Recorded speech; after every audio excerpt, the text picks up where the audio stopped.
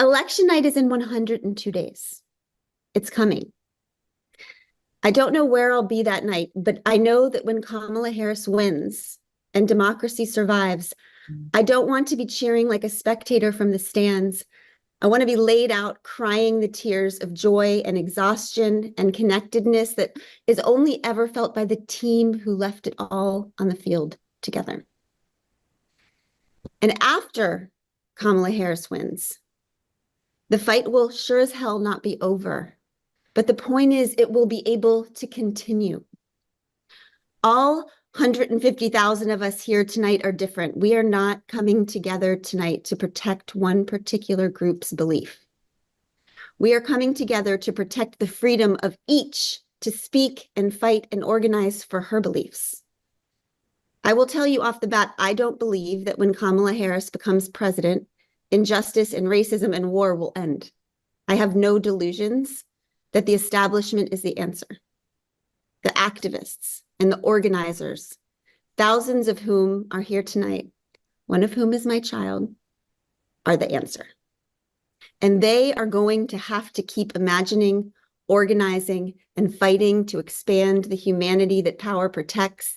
And they are going to have to keep demanding a truer, more beautiful world.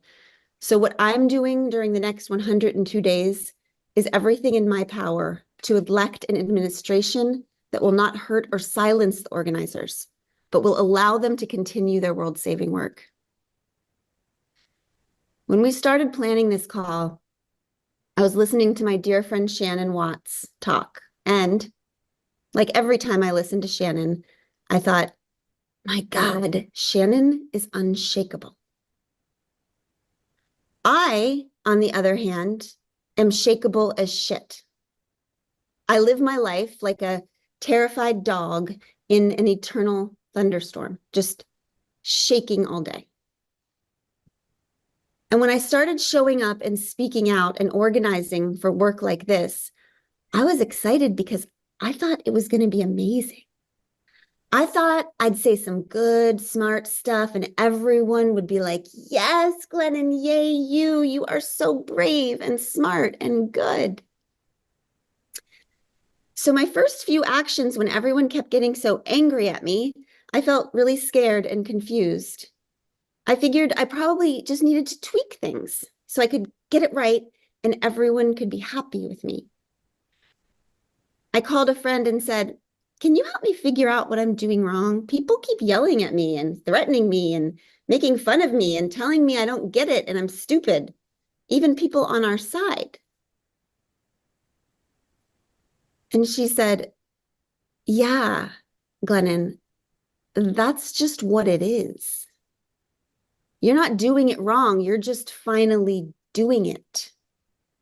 Enduring the discomfort, the risk, the pain, the backlash, that is the work.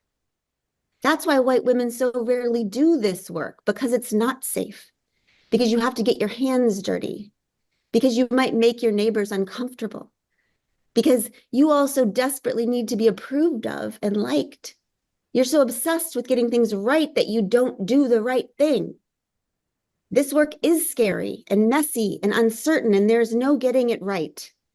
There's just being brave and getting your ass kicked and showing up the next day and getting it kicked again. Repeat forever.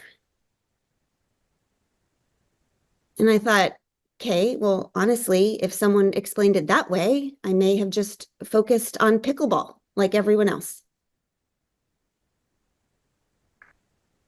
For my shaky sisters, if you're newish to this, if you are considering answering the call to step up and out and into the gap between democracy and fascism, into the gap between Kamala Harris and all of the racist vitriol that's headed her way and the way of all women of color in this country, which we're already seeing introduced with phrases like DEI and affirmative action hire, which, make no mistake, are the newest iteration of the racial slur.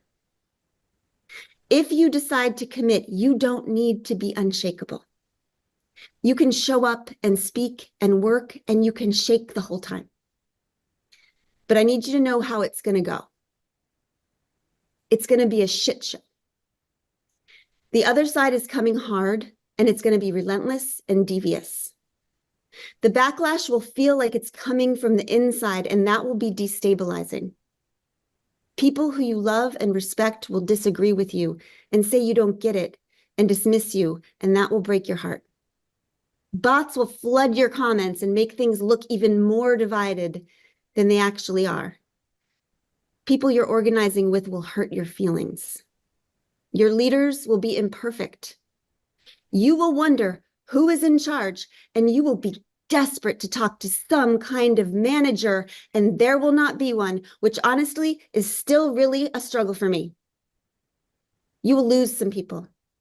You will be afraid of getting whatever the equivalent of getting canceled is in your particular world.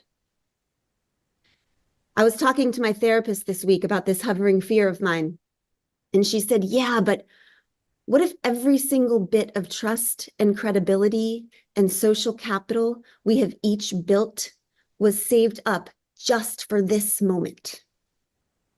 What if for this historic, vital moment, for our future, for our sisters, for our children, what if we just spent it all?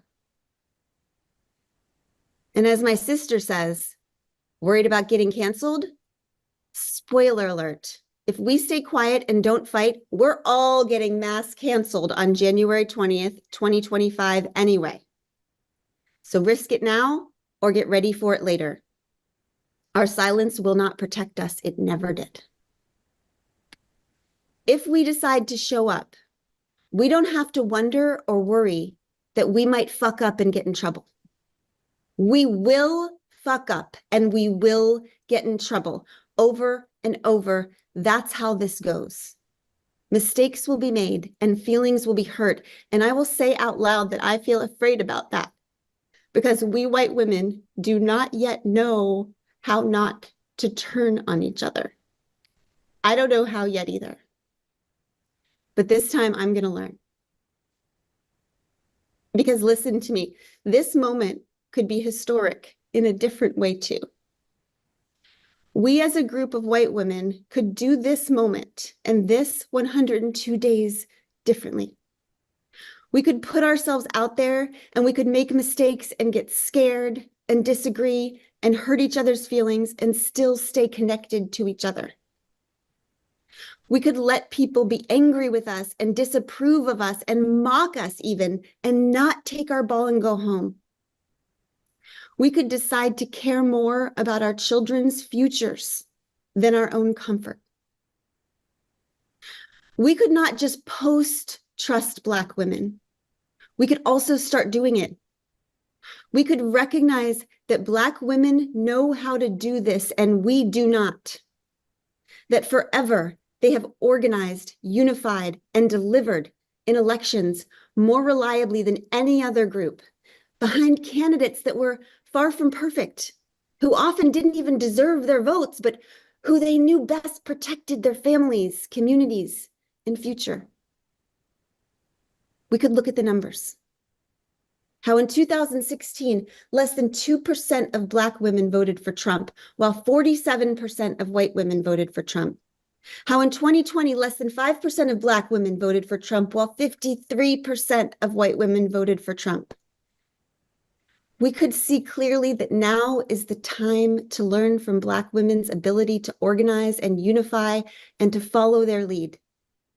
We could know that since we are 41% of the electorate, while they are 6%, it is beyond time for us to stop freeloading on their labor in protecting democracy and start carrying our weight. Because if you're like me, you live with some regret and shame about not doing your part in 2016, about being too quiet then, believing that things would go our way without having to stick our necks too far out to make it happen. If we learned anything from 2016, it is that silent support is not support, that solidarity without risk is not solidarity. We will not make that mistake again. We will be loud in our support and embrace the risk that is required of solidarity. And when shit gets weird and scary, we could resist the temptation to crawl back under the wing of power that promises to shelter and protect us, but has always only existed to disappear us and to silence us. We could finally accept that no one is coming to protect us, that we protect ourselves and we protect each other. If we do that, if we stay the course and stay together, we will find that the safety we thought we were sacrificing never existed in the first place. And we will find that comfort doesn't compare to the joy and sturdiness and honor that comes from abandoning approval and gaining the respect of other brave women fighting alongside us. That is safety. And that is why people keep coming back to get their asses kicked, because getting your asses kicked together for something righteous and good, there is nothing better. And if we do this for the first time in this country as white women, here is what else will happen. Something will begin to grow between white women and women of color for the first time, and it will be trust.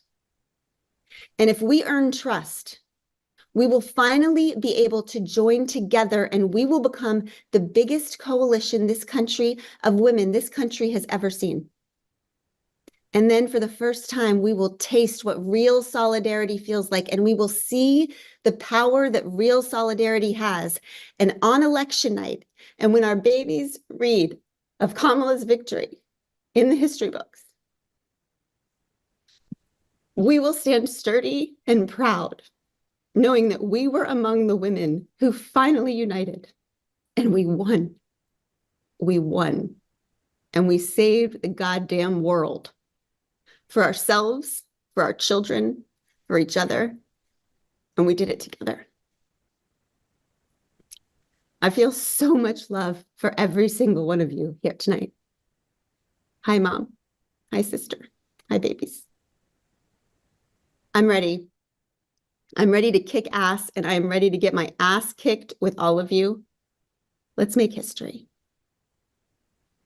In order to get down to business, I give you my dear friend, Shannon Watts. If I am the shaking dog in the eternal storm, Shannon Watts is the goddamn storm.